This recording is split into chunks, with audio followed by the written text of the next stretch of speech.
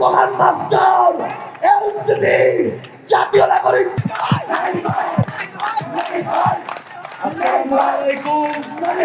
অনেক স্বপ্ন নিয়ে আমরা রাজপথে নেমেছিলাম, অনেক স্বপ্ন নিয়ে আমার ভাই আবু সাইদ পুলিশের বুলেটের সামনে বুক পেতে দিয়েছিল।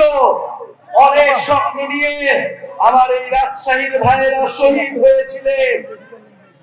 আমাদের স্বপ্ন ছিল না কেবল শেখ হাসিনার পতন, আমাদের স্বপ্ন ছিল একটি নতুন বাংলাদেশ, সংস্কারের মাধ্যমে বাংলাদেশের পুনর্গঠন।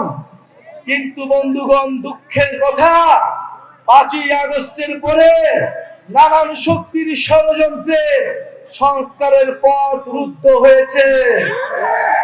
বন্ধুগণ, আমরা স্বীকার করে নিচ্ছি আমাদের ভুল হয়েছিল, আমাদের সীমাবদ্ধতা ছিল, কিন্তু আজকে আমরা আপনাদের সামনে শপথবদ্ধ, এই ভুল আমরা আর করব না, আমরা আর সুযোগ দিব না।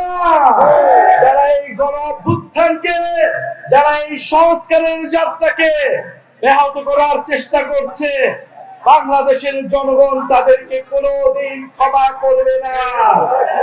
প্রিয় বন্ধুগণ, 5ই আগস্ট 2024-এ আমাদের লক্ষ্য ছিল ফ্যাসিবাদের পতন, এবার আমাদের লক্ষ্য হচ্ছে বাংলাদেশের পুনর্গঠন। প্রিয় বন্ধুগণ, 5ই আগস্ট আমাদের লক্ষ্য ছিল গণভবন, এবার আমাদের লক্ষ্য হচ্ছে জাতীয় সংসদ ভবন। আমরা গণভবন জয় করেছি, এবার জাতীয় সংসদকে আমরা জয় করব। ইনশাআল্লাহ জাতীয় সংসদে তরুণদের অভূতপূর্ব বিজয় উদযাপিত হবে সামনের নির্বাচনে। কিন্তু তার আগে কথা আছে, নির্বাচনের আগে অবশ্যই সংস্কারের সুরাহা হতে হবে, বিচারের সুরাহা হতে হবে।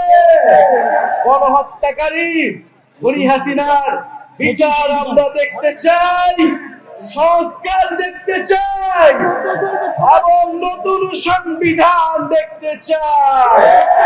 এই প্রজন্ম বাংলাদেশের জনগণের কাছে প্রতিশ্রুতি দিচ্ছে যে একটি নতুন গণতান্ত্রিক সংবিধান এই দেশের মানুষকে উপহার দিবে, যেই সংবিধান বাংলাদেশের মানুষের অধিকার নিশ্চিত করবে, যেই সংবিধান ইনসাফ নিশ্চিত করবে।